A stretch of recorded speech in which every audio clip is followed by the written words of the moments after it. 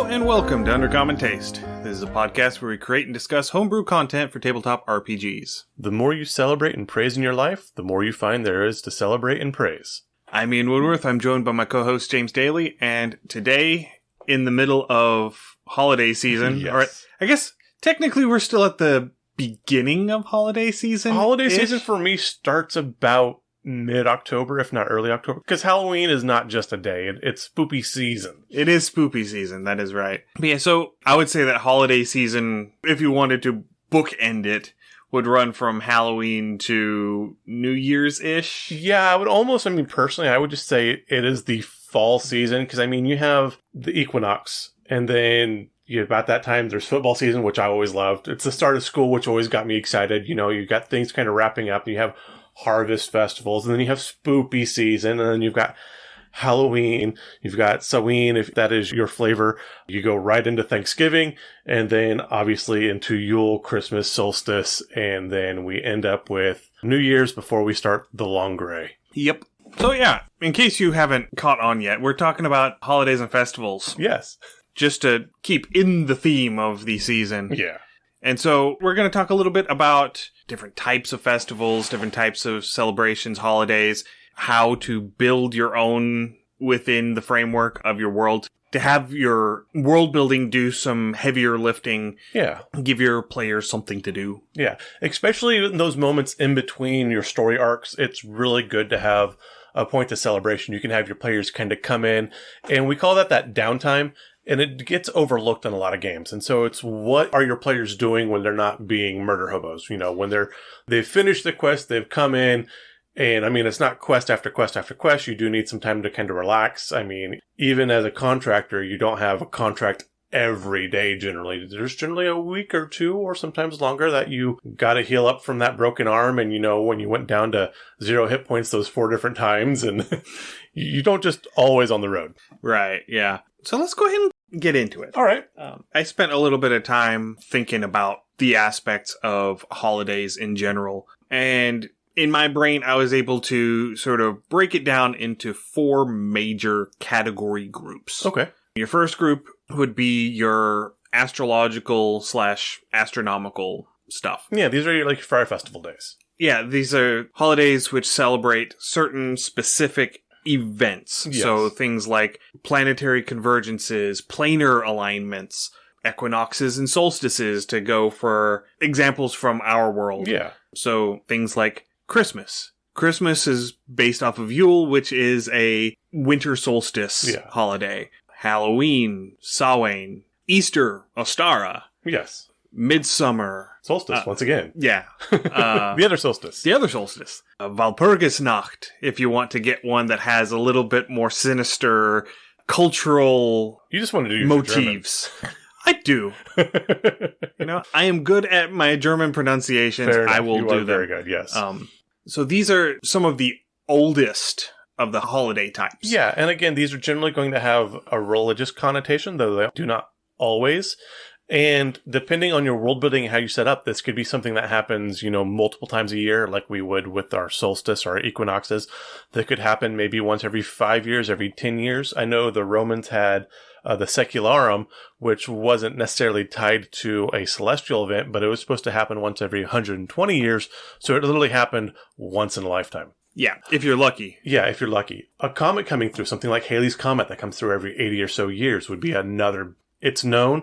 We have it timed out. We know when it's going to arrive. So you could set up some sort of festival, as it could be an omen or a bringer of good luck or something along those lines within this world, is that there's a comet that comes by every so often. Right. And this also would be something, if you wanted something that was a little more frequent, have a festival on the full moon, or have a festival on the new moon, or like in my homebrew world, the world has 2 moons, and there is a festival of lights every year. The one night whenever the 2 moons are absent from the sky. And then there's a separate one that's a big celebration whenever both are present in the sky. And so that is another thing that you can play with. Yeah, and absolutely. That also, gives you some world building meat to work with, because, mine works because I have 2 moons. Right. So because I have 2 moons, that gives me a unique thing to work with. Mm-hmm. Yeah, you can totally build pantheons and belief systems around that. Maybe it is a good time for late night working. You could have cults built around, when the world is completely dark, when both moons are out, or when both moons are fully, or full moon or fully lit. You can really work. And so if you want to go like deep into your world building and start working on your religions and your pantheons. So if you want to go back to like where we had with Tabletop Journeys, this is a really good thing to start tying your factions into as well if you want to build some factions for your world. Yeah, and I'm glad that you brought up that a lot of these have a religious tie-in too, because, that does give you fuel to build out a pantheon, whether you are using the published pantheon, the quote-unquote canon pantheon for the D&D settings as a whole, or you're building your own. So, like, if you have something that is a festival based around phases of the moon, that's going to be your moon deity. Right. If it's based on the summer solstice, the longest day of the year, that's going to be your sun god. Yeah. And now, so small aside here, because in many cultures, when you're talking about celestial bodies, the sun is almost always depicted as a masculine entity, and the moon is almost always depicted as a feminine entity. And there's this little quirk, this little weirdness that I keep forgetting to look into, but it always just nags at me, because in German, all of your nouns are gendered. Yeah. It's just the way that the language is built. Most language, at least most European languages, yes. Yeah. But for whatever reason, in German, the sun, die Sonne, is feminine. Interesting. And the moon, der Mond, is masculine. Huh. I don't know if that has base, religious implications, if it's drawing from a religious practice. I don't know if it's just because that's how the words were structured, and so they decided that, sun has a terminal vowel, so we're going to make it feminine, and moon ends with an ND, and so that's a hard consonant ending, so we're going to make it masculine. I don't know. I don't know if it is purely grammatical. I don't know if it has cultural implications. I need to look that up. If you know, send us an email and let me know. Yeah, that'd be a really fun etymological research point. Yeah, because, like I said, it's opposite what you normally find in most cultures. Yeah. All right, tangent aside. Okay. But yeah, so again, these celestial events are great for setting up celebrations. It could be something as small as you could light a candle on a shrine and that's it. Or again, if it's something that doesn't happen as frequently, they could be huge celebrations. And again, this is something that could happen while your party is in between adventures, or maybe as your party is walking into a new town or city and they're completely foreign to it. And so they're walking into the midst of either preparation or the celebration going on in full swing. Right. Yeah. That is a great point.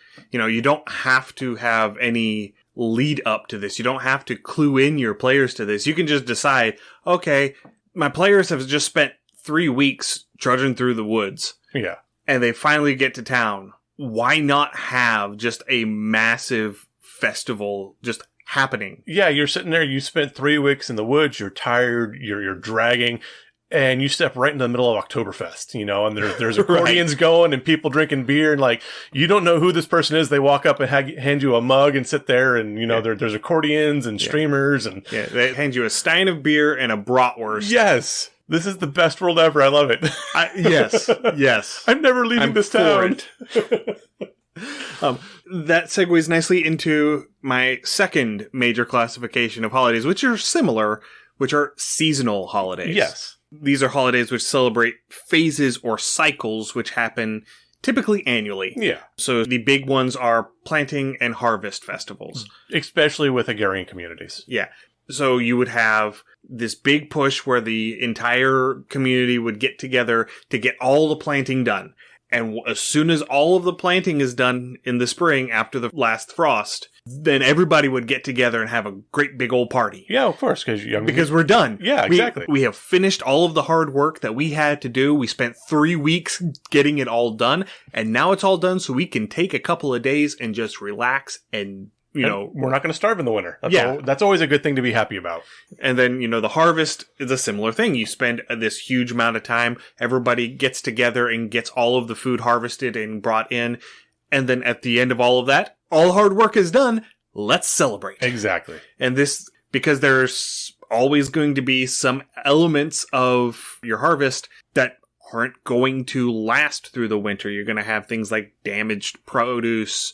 You just don't have enough room to store everything. You don't have enough mason jars to can everything. Yeah. There's a mason jar shortage because everybody and their brother is home in quarantine and has to, do something to occupy their time. Right. So they decide to take up bread baking and canning. I don't know why I'm so angry about this.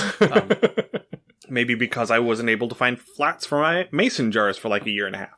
But anyway, this gives you a reason to have this huge food festival. Yes. This festival is almost always circled around some sort of edible. Yeah. Some sort of food, some sort of drink. There's a town here near us, Irwin. Every year they have a great big apple festival. Yeah. Every town in Germany, they have a beer festival or a wine festival almost every year. Yeah, again, Central California, you did have things where, like, you did have wine festivals. You had raisin festivals for the end of the summer after the grapes were picked. I know other areas, like, again, you have peach festivals, like in Georgia and other places, things like that. So, yeah, these are, again, Central California. Gilroy had a garlic festival, and the garlic harvest came in every year. Yeah. And you could smell that for, like, miles away. It was great. My wife and I, we went and visited my family in Germany for our honeymoon, which was mid to end of May, and that's the middle of strawberry and asparagus season. Ooh. And so Spargelfest, Asparagus Fest, is a big thing. I would totally sign up for that. I love asparagus. Oh, and because a lot of what they do is the white asparagus. Okay. It is a similar but very different animal. Okay. And the primary way you do it is Spargelcreme soup, so asparagus cream soup. Okay. So where you take your asparagus, you peel it, you chunk it, and you make a soup with it, and it is amazing. And then, add on top of that, everyone has all of these bushels and bushels of strawberries coming in. And so just that combination, it was amazing. We just happened to show up in the 2-week window Nice. of that, and it was just perfect. But yeah, that's another example. Yeah. A more American example, kind of. The spirit of the intent of this holiday is this. Thanksgiving. Yes. Thanksgiving is patterned after a harvest celebration holiday. Right. With obvious Puritan trappings. As will happen. And, erasure of white genocide. But you know what? We're going to ignore that part. Yeah. We're gonna ignore the fact that, all of the natives helped keep the Plymouth colonists from starving, and as a thank you, they killed them all. Yeah. Well. We're not gonna dwell on that. But the festival itself is a food and family festival. It is a post-harvest festival where gluttony is perfectly acceptable. Yes, it is acceptable. If we were going off of the Puritan trappings of it, it would not be encouraged. Well, again, we don't like the Puritans, so we don't. Okay. Yeah.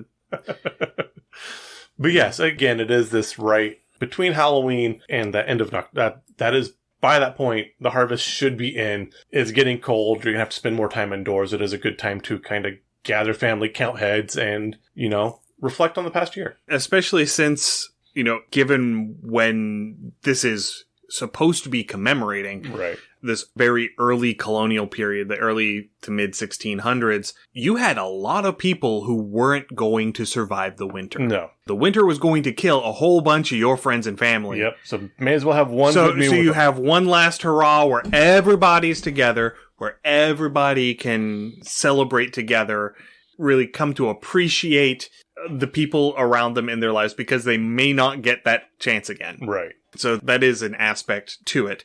Now, the holiday itself is much newer than that.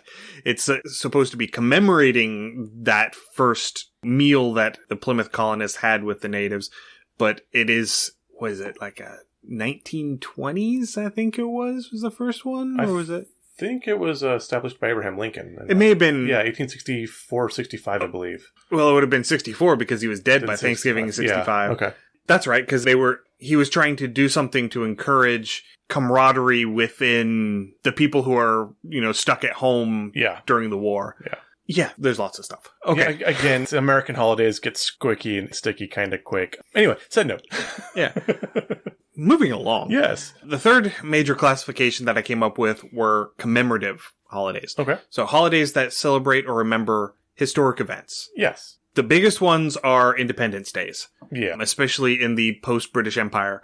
Fair. Yeah, the Brits, that's their major contribution to the world is Independence Days. So like the 4th of July, Cinco de Mayo, Bastille Day, these are all sort of Independence Day. Well, Cinco de Mayo is a bit different, but... I thought Cinco de Mayo was the Mexican independence from the Spanish. That's in September. Cinco de Mayo was actually... so Napoleon's armies came up into Mexico at one point, and they fought off Napoleon's army and beat them basically with sticks and rocks, and then drove the army off until the 6th of May, which we won't talk about. Yeah. But that brings us into the second subcategory of commemorative, which is battles. Yes. So I just had it misclassified. Yeah. Yeah. So things like D-Day or Pearl Harbor Day. Yeah. Things like major military milestones. Right. And these lead in for a good thing for your party because, again, if your party has gone in and slayed the Lich or they've gone and overthrown the evil emperor, maybe as they get back, they are the reasons for this first celebration. Absolutely. Which is, I'm going to see what Ian's fourth celebration is going to be. I think this ties in, but this ties into an old game favorite of mine, which I will tie back into this regular kind of celebration, but we'll get back to it. Right. But, this would be a great place if you happen to have a player at your table that has a backstory or background in the soldier category, because then they come into town. They might be, wearing whatever military surplus they had from whenever they were in service. They may have tattoos or obvious, war wounds or things like that that make it obvious that they're a soldier. If they show up on basically Veterans Day, their reception in town is going to be drastically different than on any other day of the year. And inversely, you could kind of play this two ways, too. If they're in a familiar area, then they're going to be celebrated. But if they're still wearing these trappings or maybe old uniform and they go into someone where they're celebrating something adversarial, it'd be like a guy coming up in a British redcoat costume in American 4th of July. It'd be like, the hell? But it would be exactly that. And, and so they could also instantly be reviled as well. And unknowingly why. Right. Especially in an instance where, you're walking into a town and the town is celebrating their liberation from your faction. Yes. Yeah, that can lead to some interesting sticky wicket sort of scenarios. But the third commemorative subcategory would be tragedies. Yeah. Things like Patriots Day, which is for 9/11. Different, like Holocaust Remembrance Day. Really going back to battles, so you talked about Pearl Harbor Day. That one would straddle that line between the two. And that's an important thing to remember, too, is that a lot of these are going to fall partly into multiple categories. Because celebrations are not monoliths. They morph to whatever the population needs them to be at any given time. Now, the final category that I have are collective holidays. Okay. Holidays that celebrate certain groups. So I mentioned something like Veterans Day. Yeah. You are celebrating individuals who have the shared identity of having been soldiers. Okay. Memorial Day, you're commemorating soldiers who have died in service. Okay. Labor Day, you're commemorating the individuals from the labor movement that gave you all of the wonderful things that, late stage capitalism is trying to take away again, like the 40-hour work week and, time off and paid holidays and collective bargaining rights and, workplace safety. And I would add a fifth category to this then, especially as we are, if we step back from our modern lives and kind of go more to a medieval or more primitive, earlier mindset. Sometimes there were just traveling groups that showed up and people just arriving was the point of the celebration. So I'm thinking something like a traveling carnival or things like that. So again, the town I grew up in Fresno. There was a nearby town named Clovis, and they had the rodeo festival, and the rodeo wasn't the same time. It was the same time-ish every year within a month, but it wasn't at the same time. But they just had big hat days where people walked around and was silly, and there was a bunch of vendors with booths, and it was like, hey, dress up, wear as big of a hat as you can. We're just going to have fun and food and do whatever. But it wasn't tied to anything. It was just whenever the circuit came through for that time of the year. Right. And that would actually fall into my second subgroup of these cultural, which would be artisans and occupations. Yes. So things like Coachella or Burning Man. Oh, yeah. So like, music festivals, art festivals. Perfect. Things of that nature. The bard shows up. Everyone's going to be coming out because we don't have radio yet, folks. Well, a bard coming out is not grounds for a festival. No. A bard coming out would be the equivalent of having an impromptu concert. Yeah. I mean, people are going to turn out to see the bard. Yeah. But it's not going to devolve into a full multiple troops celebration. Walking up in the same area. Yeah. If you just happen to have 3 well-known bards just happen to show up in town at the same time and they decide to have a battle of the bands. Yeah, maybe there's a bardic competition. They all just crossed into this town at the same time. Yeah. There's a big bardic competition going on, this big music festival going on in the capital, and you show up on one of basically the suburbs, like a couple of days beforehand, and it just devolves into basically a pregame of the music festival. Okay, I have a story hook. Okay, are you ready? Okay. So we're starting off, we're all level 0, level 1s, and you have these bards kind of all come in. You've got 3 or 4 troops that show up at once, and they're all going to the same bardic festival. They all know of each other. There might be, different levels of intimacy between the bards and their groups.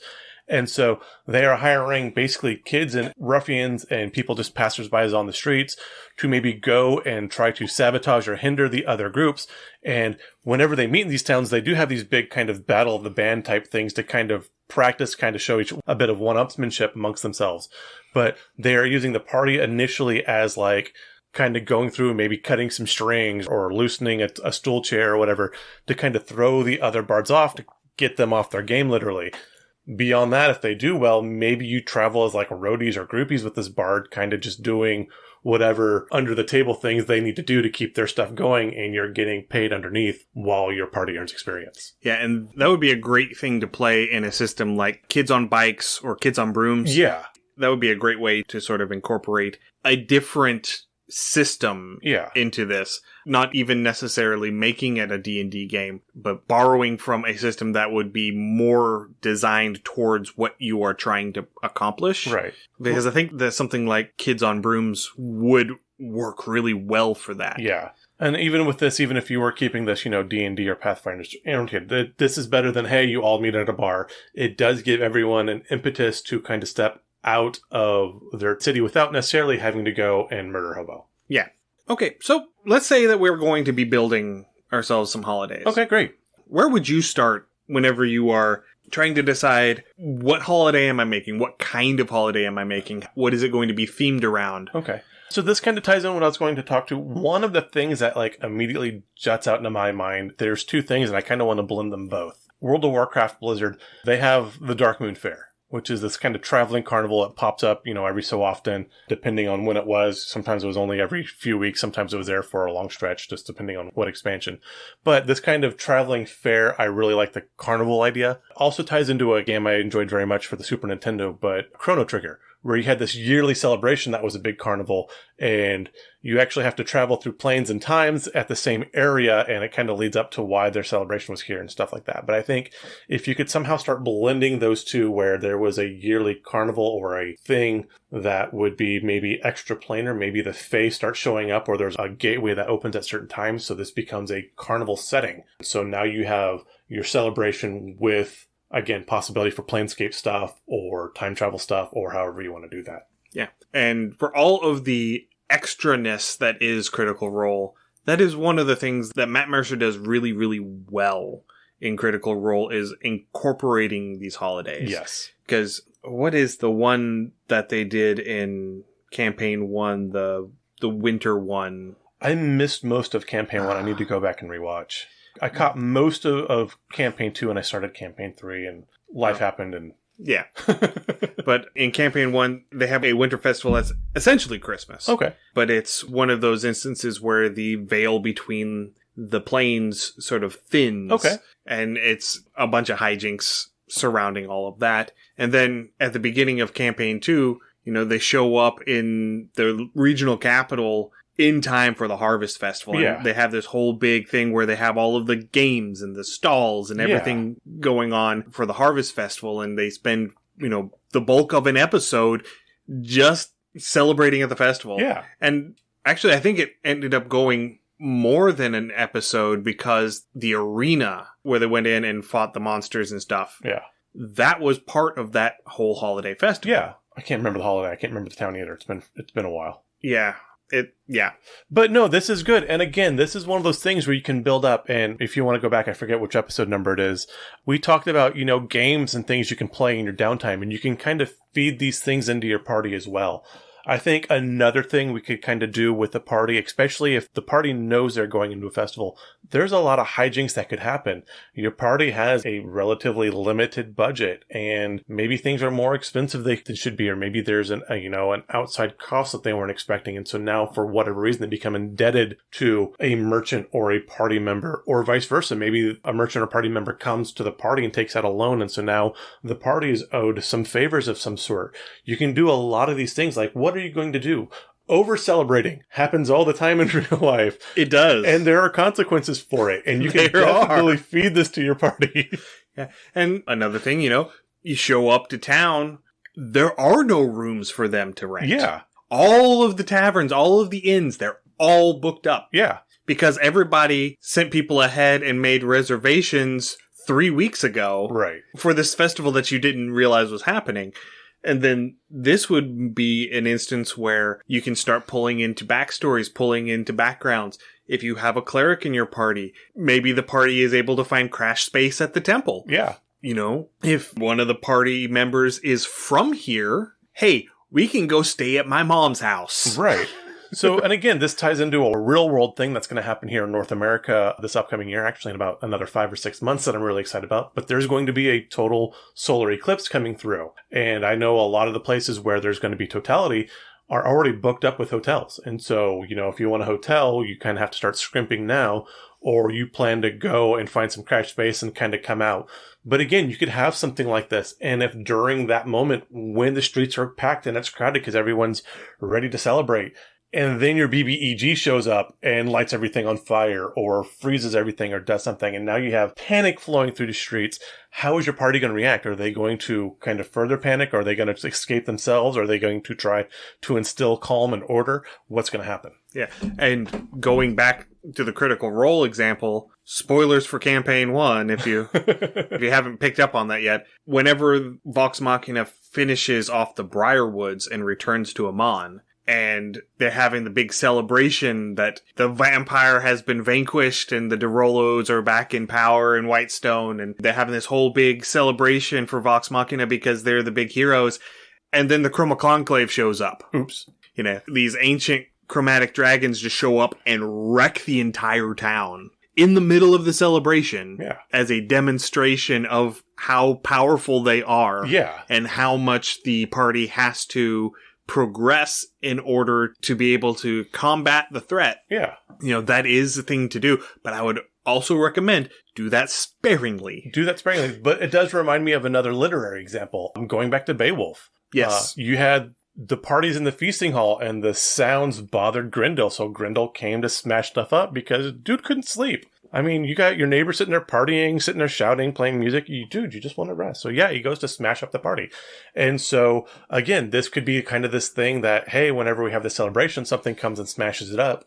Your party shows up. Hey, we're going to have the celebration. Dude over here is probably going to show up. Could you help us out? Yeah. And, that would definitely be a thing where if the party doesn't decide to do insight checks. Oh yeah. It could literally just be the mayor of the town wanting you to murk this guy. Yeah, totally. When he is clearly in the wrong. Yeah, absolutely. But yeah, you're talking about noisy neighbors. When I was in college, the people in the dorm apartment next to ours, my first semester up there at UVA, they had rock band. And I can't listen to Danny California by the Red Hot Chili Peppers because they would play that song over and over and over. I mean, I'm talking like 30 times in a row. Oh, wow. And they did that for like 5 or 6 weeks. Oh, my, yeah.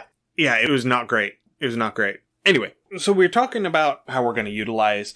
I think, for me, figuring out a way to tie the celebration to someone in the party. Okay. Give your players or your player characters a reason to be invested in whatever holiday is about to pop up. Okay. No, I like this. It could be something, going off of recent events, recent holidays from where we're recording this, Halloween, All Hallows Eve, All Saints Day, the Day of the Dead, all of that together. That would be the perfect opportunity to have a Dia de los Muertos sort of celebration if you have, say, a grave cleric. I was thinking a grave cleric or a warlock. Both of these would tie in really well. A wizard of the school of necromancy. Yeah, absolutely. All of these, anyone involved with the dead. Yeah. That would be a great way to sort of hook them in. Yeah. But particularly a grave cleric, because then you can draw in your death gods into this celebration. And as a cleric of a death god with the grave domain,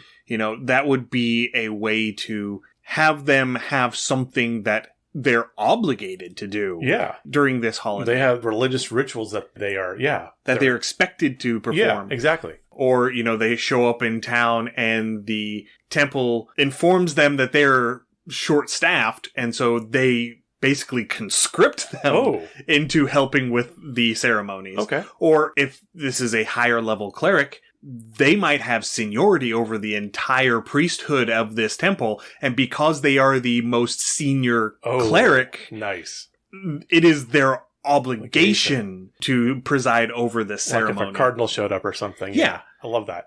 I think another good tie-in with this too, again, along the same types of holidays, but especially if you have a druid, possibly a ranger, but, the first budding of leaves in a grove or the first falling of leaves as winter and fall start coming in, there has to be rituals that have to be observed to maintain the grove. Yeah, we're going to be doing an episode on this in a few weeks.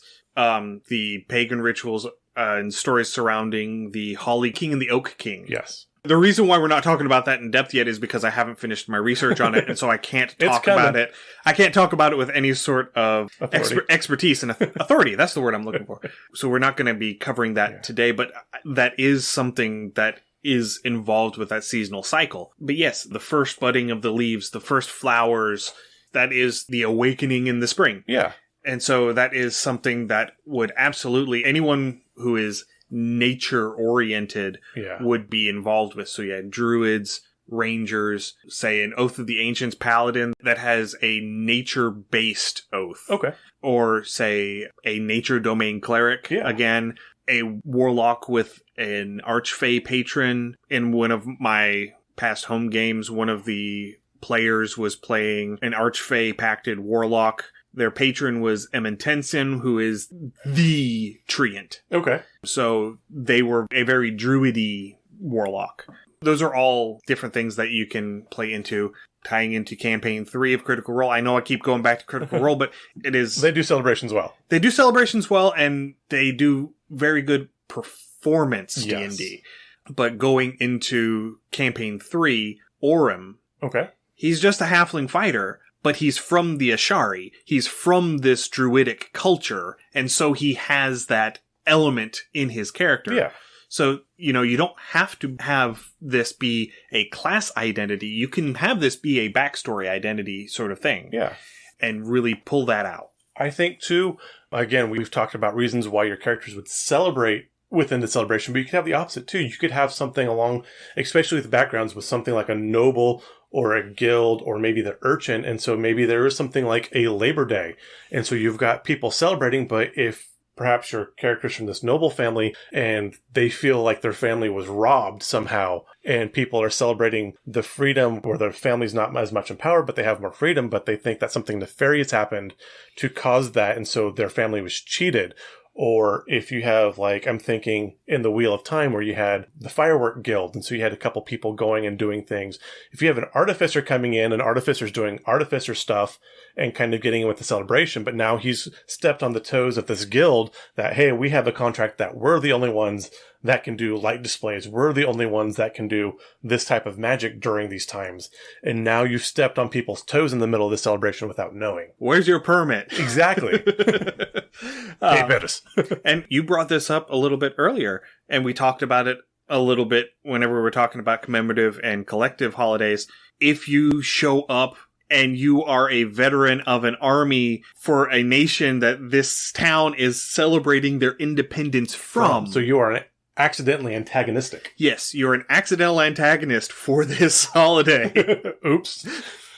Or maybe, your character just happens to have some sort of hang up about this particular holiday. Yeah. I was mentioning the very contrived and overly dramatic premise behind the female love interest in Gremlins in our last episode. So to go into that a little bit more, she doesn't like Christmas. Okay. You get almost to the end of the movie before she explains why. And it's because her dad, in his infinite wisdom, decided that he was going to dress like Santa Claus and climb down the chimney to deliver the presents that year.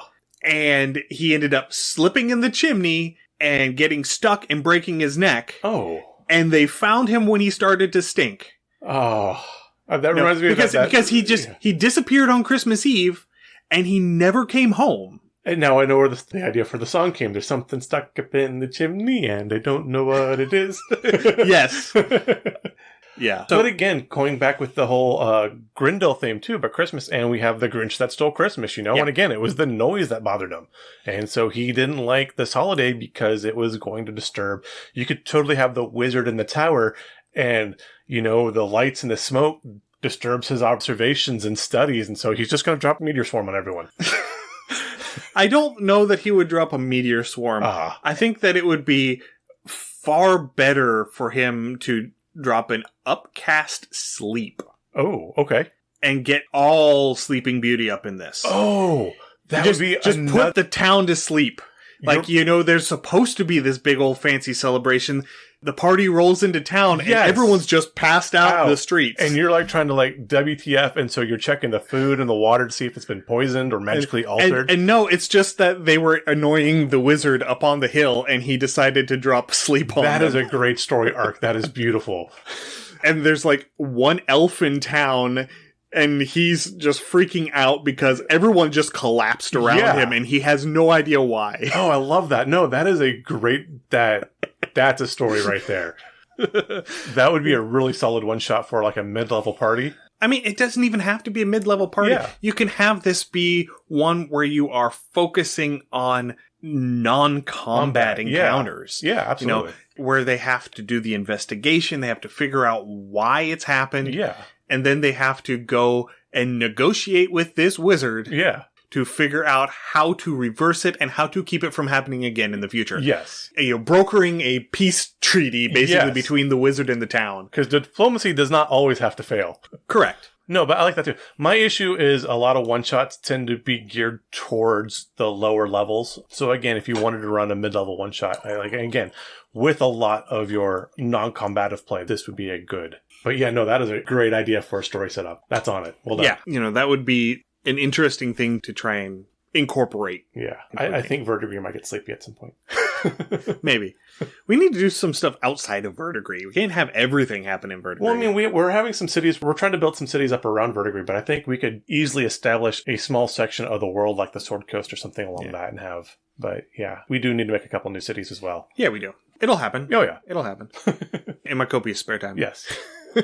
We just had a bunch. For certain values of spare time. Yes. Yeah. Rabbit trails. Anyway, so those are some ideas that you can run with. I really like incorporating multiple aspects to a celebration. Yeah. I think another good one that's kind of a seasonal, it's not necessarily at a set time, reminds me of a short story I read when I was I think I was in 5th grade or 4th grade.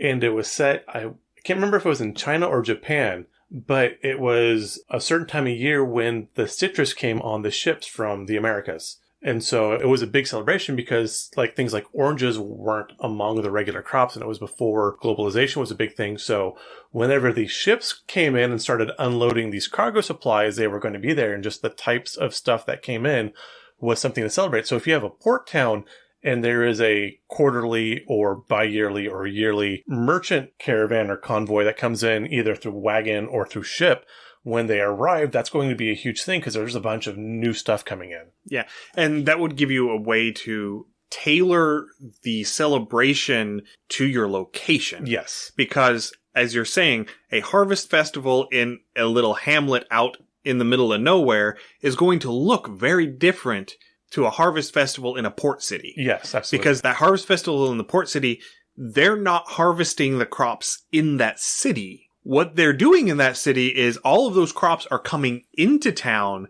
and getting put onto boats to go around the world. Right. And so it's going to take on a very different aspect because you're talking about the goods transferring through. Right. It is this increase of business. It's this increase of traffic. Exactly. And so you're going to have different sort of celebrations. You're not going to have we just finished doing a whole bunch of work. Let's cook a bunch of the food that we just harvested. Yeah. You're going to have we just busted our butts getting all of these crates onto this ship. Oh no! There are 3 crates that didn't fit. Oops. And depending if stuff is coming or going, or especially if they are shipping stuff out and stuff's coming far away, there's going to be a relative influx of exotic goods or things that aren't there all the time. Right. And so they are going to become prized. And this is also where you're going to end up having people from other cultures who are going to add their cultural twists onto the celebrations. Yeah. So you're going to have, say, you're getting these spices from this far off country. The people from that far off country who live in this town are going to pick up those spices and they're going to set up street stalls. Yeah. And they're going to start selling food that is reminiscent of their homeland. Yes. Because the spices are there for them to do that. This reminds me of, I forget which book in the Wheel of Time it is, but Matt Cawthon, he's in, is it Cawthon?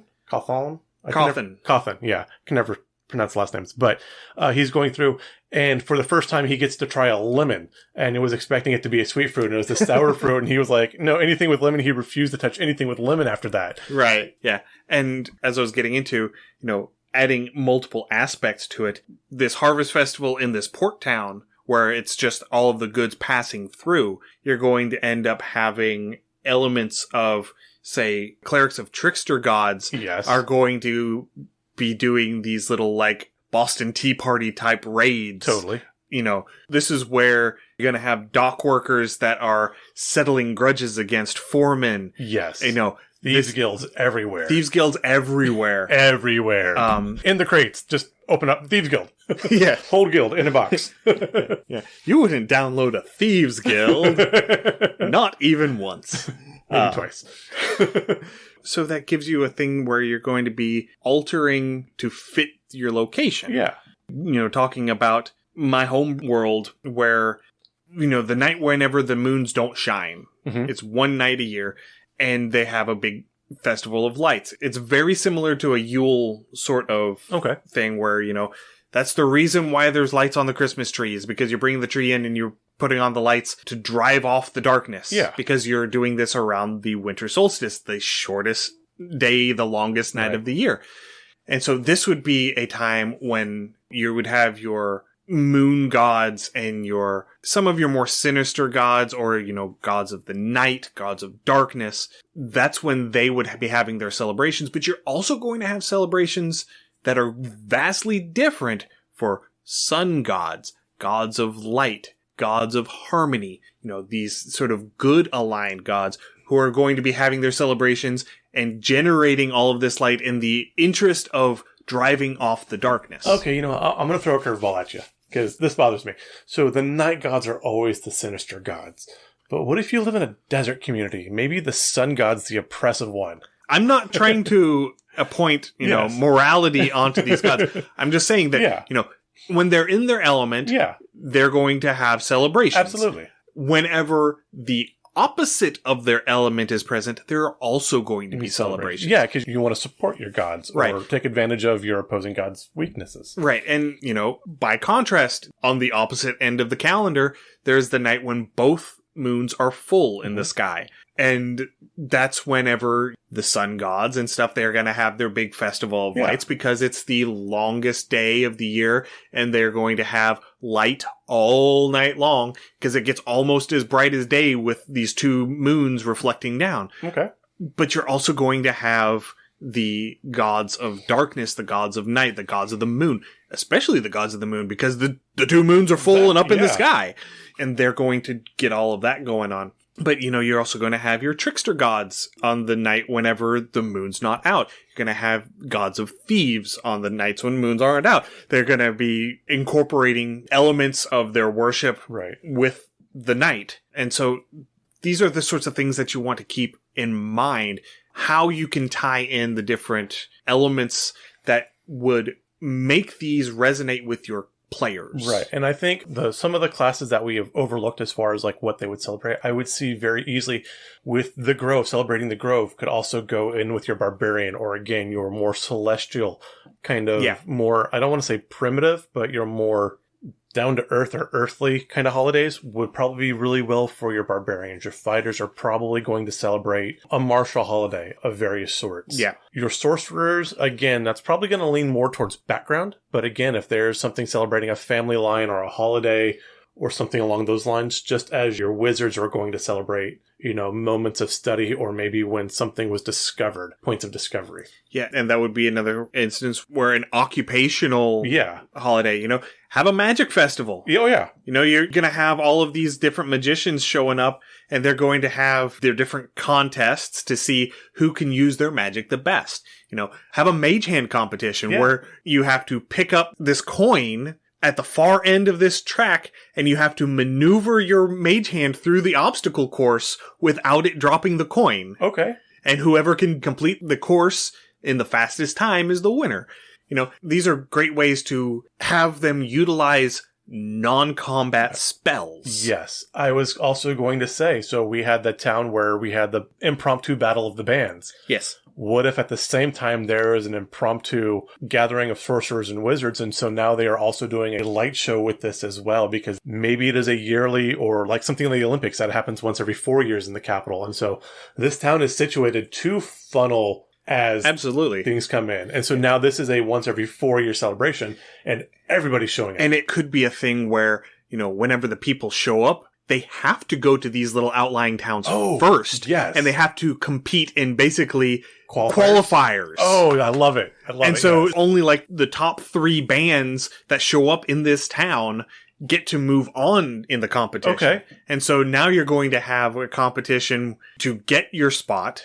You have the opportunity of parties getting waylaid on their way between the outlying town and the capital and having their invitations stolen. I'm going to switch it. They're not going to a capital, but it is a border town that rests like right at the junction of like 4 or 5. Right. But, no, definitely. Like a major city, or it doesn't even have to be a city. It can be something like Stonehenge, where it's just this thing that exists, people come to, that people go to specifically for this. That. Yes, okay. So I guess like the Hollywood Bowl or Wolf Trap. Okay. Or Burning Man. Yeah.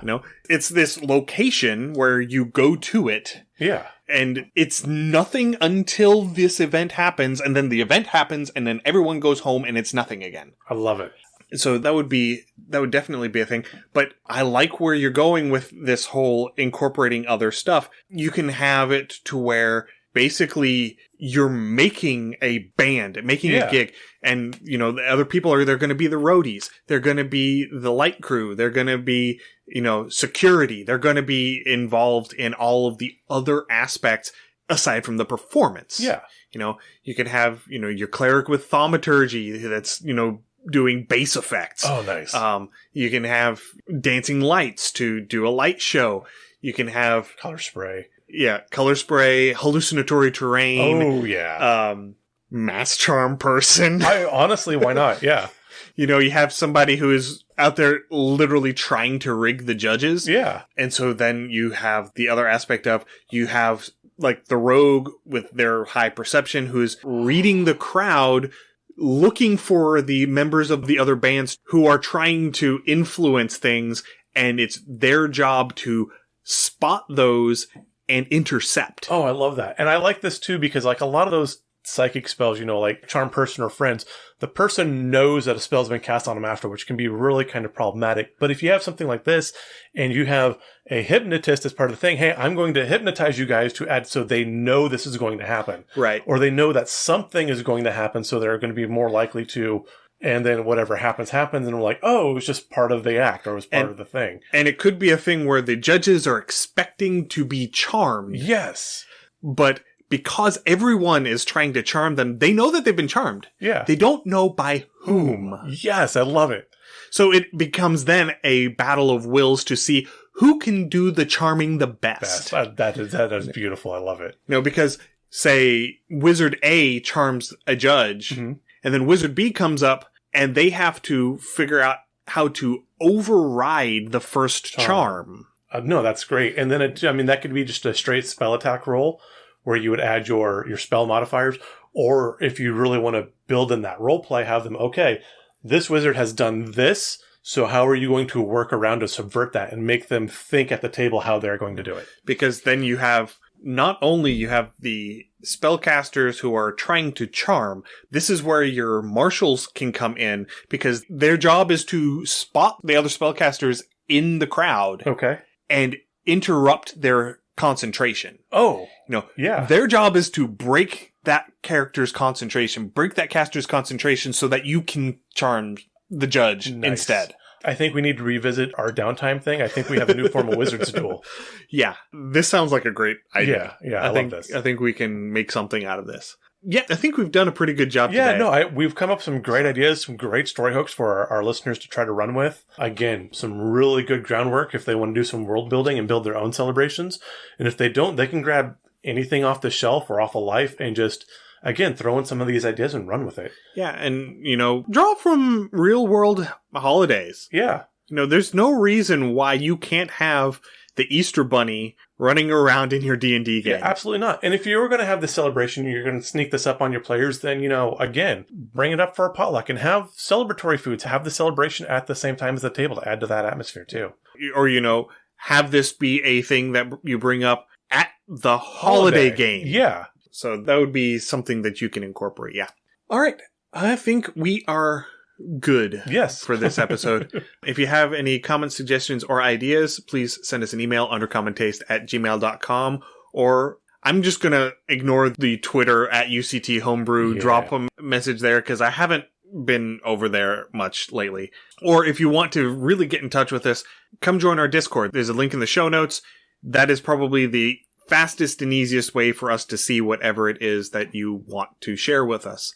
We're also on Facebook, Instagram, TikTok, YouTube, Twitch, Mastodon, and BlueSky. Woohoo! At Undercommon Taste on all of those. So if you would like to come and follow us, I'm trying to stay relevant on all of the social media platforms. That's a lot of social media. I don't always get to all of it. Fair. Right now, I am focusing a lot on BlueSky and TikTok. That's where we seem to be getting the most traction.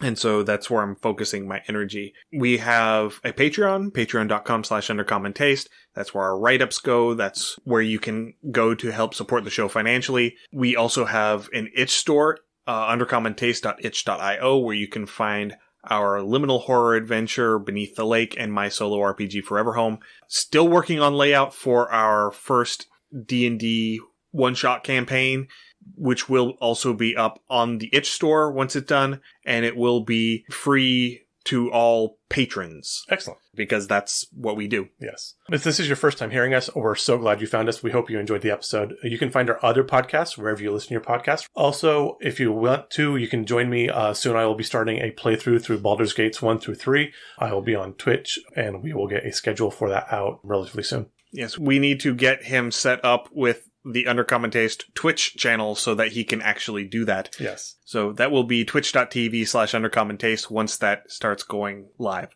So thank you, everyone. Stay safe. Have a happy holiday, and we will see you again in 2 weeks. Happy gaming. Thanks for joining us for another episode of Undercommon Taste. Our theme song is Massacre Ann, written and performed by Mary Kroll and used with permission. You can find Mary online at marykroll.bandcamp.com or on Patreon at patreon.com/Dr. Mary C. Kroll. Our logo is by David Sutherland. You can find more of David's work on deviantart.com/David Sutherland or on instagram.com/Willex_73. We'll be back in 2 weeks, so stay safe, and we'll see you then.